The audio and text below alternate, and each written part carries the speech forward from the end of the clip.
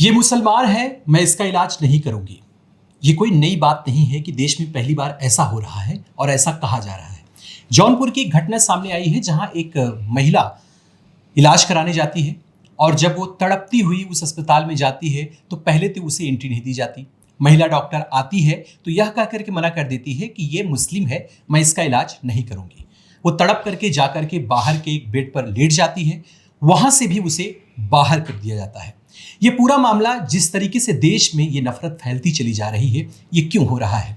आज हमारे साथ हैं अशोक कुमार पांडे सर। मैं उन्हीं से बातचीत करूंगा कि सर, क्या इस देश में धर्मनिरपेक्षता की जो बातचीत की जाती है, क्या वो एक शब्द मात्र बन के रह गया है या फिर उसे खत्म मान लिया गया है? अब धर्मनिरपेक्षता का एक ही मतलब होता है कि आप किसी के साथ जो व्यवहार करेंगे उसमें धर्म की कोई भूमिका नहीं होगी, धर्मनिरपेक्ष होगा वो। लेकिन यहां मैं देख रहा हूं जौनपुर वाली जिस घटना की आपने खास तौर से बात की है, और पहले भी इस तरह की एक आध घटनाएं आई हैं। डॉक्टर से एक ओथ लेते हैं, जब एमबीबीएस की डिग्री पूरी हो जाती है तो एक उनको ओथ दिलवाया जाता है, एक कसम खाते हैं वो, और जिसमें वो कहते हैं कि हर मरीज का बिना किसी लोभ लालच के, बिना किसी भेदभाव के हम इलाज करेंगे। हमारे यहाँ आईएमसी है, बिल्कुल, इंडियन मेडिकल एसोसिएशन है, जो डॉक्टर्स की बॉडी है, एपेक्स बॉडी है।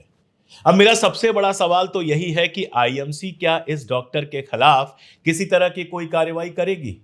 क्या इस डॉक्टर ने अपना वो ओथ तोड़ा नहीं है? क्या डॉक्टर का ये फर्ज नहीं बनता है कि उसके सामने जो भी मरीज आए उसका वो इलाज करे, और इलाज नहीं अगर कर पाता है, स्पेशलिस्ट नहीं है उसमें, तो बेसिक इलाज देकर जो स्पेशलिस्ट है उसके पास उसको रिफर कर दे। डॉक्टर को यह हक किसने दिया कि वो डिसाइड करेगा या करेगी कि वो किस धर्म के लोगों का इलाज करेगा या करेगी? क्या उसने अपने यहां बाहर बोर्ड पे लगवाया है? हिम्मत करे बाहर बोर्ड पे लगा दे कि यहां केवल हिंदुओं का इलाज किया जाता है, ताकि सुप्रीम कोर्ट में जाकर उसके खिलाफ केस किया जा सके। तो धर्मनिरपेक्षता का मामला तो यह है भाई कि संविधान में तो अभी है, संविधान से हटाने की बहुत कोशिश की जा रही है, लेकिन जिस तरह से देश के अंदर रोज नए तमाशे दिख रहे हैं, आप देखिए, आई लव महादेव पे किसी को दिक्कत नहीं है, आई लव मोदी पर किसी को दिक्कत नहीं है, जय श्री राम का नारा आप खुलेआम लगा सकते हैं। अभी कल की बात मैं आपको बताऊं, महाराष्ट्र से एक वीडियो आया है जिसमें एक ऐसे व्यक्ति जिसके ऊपर आरोप लगा था, दुनिया भर के आरोप लगे हैं, जिसकी जांच चल रही है, उसके आयोजन में एक पुलिस वाला जो है वो सबसे आगे आगे झंडा लिए और क्या लिए चल रहा है। तो उससे आप कहां से उम्मीद करेंगे कि वो धर्म को किनारे रख के संविधान के हिसाब से न्यायपूर्ण कार्यवाही करेगा? जी। और जब योगी आदित्यनाथ जो उत्तर प्रदेश के मुख्यमंत्री हैं, वो जब टाइट कर देंगे और ये कर देंगे जैसा डायलॉग देते हैं, तो फिर ये मान लिया जाना चाहिए कि हमारी ये जो पॉलिटिकल लीडरशिप है वो बाकायदा इशारा कर रही है, बाकायदा वो लोगों को ये कह रही है कि तुम जो है धर्म सापेक्ष व्यवहार करो, धर्मनिरपेक्ष व्यवहार ना करो। सर, जो बोर्ड की बात आपने कही है कि बोर्ड कहीं पर ये लगवाया जाए, इसी से जुड़ा हुआ एक सवाल मैं जरूर चाहूंगा आपसे उसका उत्तर लेना कि अभी आगरा में एक घटना सामने आई है, एक बयान सामने आया है कथावाचिका का, कि कह रही हैं कि जितने भी आप लोग हैं अपने गांव के बाहर एक बोर्ड लगवाएं कि यहाँ मुसलमानों का प्रवेश वर्जित है। ये जहर, मतलब कि अभी तक तो ये है कि किसी को डॉक्टरी में या फिर इलाज करने में बात, अब यह है कि जगह जगह पर ये कथावाचक इस तरह के बयान दे रहे हैं, तो मतलब ये प्रश्रय कहां से पा रहे हैं? क्या समझ में आ रहा है इससे? नहीं, प्रश्रय वहीं से पा रहे हैं जहां की हमने बात की, प्रश्रय बिल्कुल वहीं से पा रहे हैं। लेकिन एक सवाल यहां भी मैं भी पूछ लेता हूं कि किस कथा का ये वाचन करते हैं? धार्मिक कथाओं का इनको वाचन करना है, इनको राम कथा का वाचन करना है, कृष्ण कथा का वाचन करना है। जरा मुझे बता दें कि राम कथा या कृष्ण कथा में कहां ये लिखा गया है कि दूसरे धर्म के लोगों के लिए गांव में प्रवेश जो है वो मना है? कौन सी धर्म कथा ये चीज सिखाती है, इस तरह से नफरत करना सिखाती है? तो ये कथावाचक तो है नहीं। पहली बात तो मैं बहुत साफ कर दूं कि ये सब बीजेपी के, आरएसएस के, हिंदू महासभा के छोटे छोटे एजेंट्स हैं। ये जितने कथावाचक पैदा हुए हैं, कथा में इनकी कोई रुचि नहीं है। ये राम कथा या कृष्ण कथा को गहराई में जाकर नहीं सुनाते हैं, ना उसके जो वास्तविक संदेश हैं वो लोगों को पहुंचा सकते हैं, और ना इनको नॉलेज है। मैंने कई बार सुनने की कोशिश की, कोई लाल चटनी खिलाता है, कोई कुछ करता है। एक वो बाबा है जो महिलाओं के खिलाफ लगातार घटिया बयान देता है, मुझे नाम भी नहीं याद रहते, और जरूरत क्या है ऐसे लोगों के नाम याद रखने की। लेकिन कोई पढ़ा लिखा लड़का या लड़की उसके सामने पड़ जाते हैं और 4 पढ़े लिखे सवाल अगर पूछ देते हैं तो उसका चेहरा लाल हो जाता है। सबसे पहले सूरज कहाँ उगता है उसको नहीं पता है, मैं नॉर्थ ईस्ट में गया था या मणिपुर में गया था, कौन सी जगह वो बताने लगता है, जहां वो गया है वहीं तक दुनिया है, उसके आगे कोई दुनिया नहीं है, उसके आगे कोई विज्ञान नहीं है। तो ये बाबा जो गली गली उगे हैं, और ये सारे बाबा आज नहीं तो कल किसी नाली में पाए जाते हैं।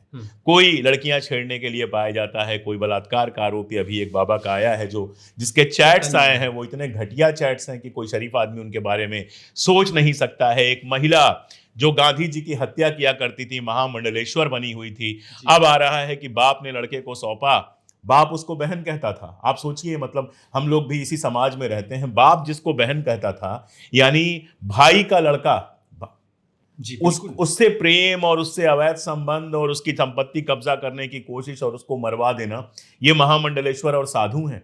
ये तो आम लोगों से भी घटिया लोग हैं। बिल्कुल। लेकिन जब तक इनकी चमक बनी रहती है तब तक इनके ऊपर एक ही जिम्मेदारी है कि समाज के अंदर जितनी नफरत फैला सकते हो उतनी नफरत फैलाओ। और मुझे ये कहने में कहीं कोई दिक्कत नहीं है कि हमारी पॉलिटिकल लीडरशिप, हमारी राजनीतिक जो लीडरशिप है एक पार्टी की, भारतीय जनता पार्टी की, वो इनको अलग अलग तरीके से प्रश्रय दे रही है।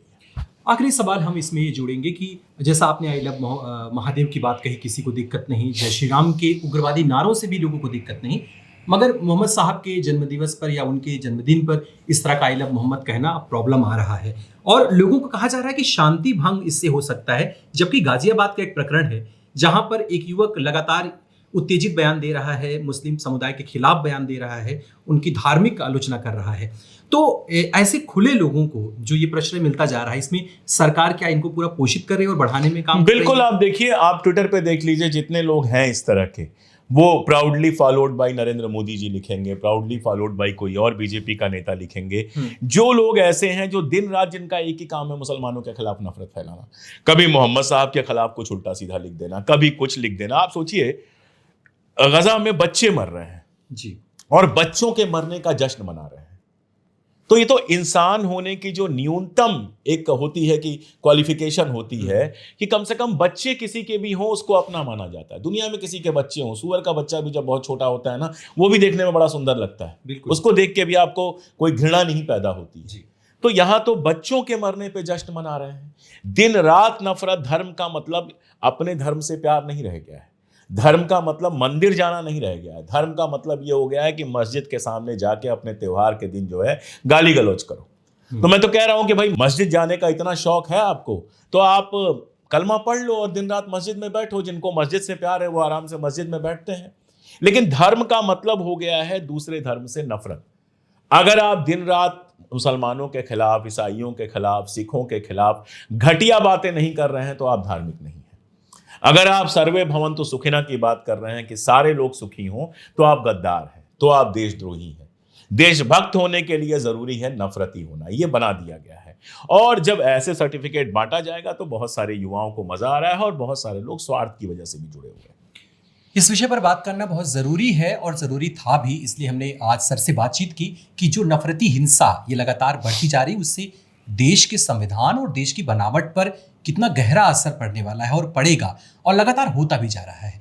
देखते रहिए, बने रहिए हमारे साथ द क्रेडिबल न्यूज़ के साथ। धन्यवाद।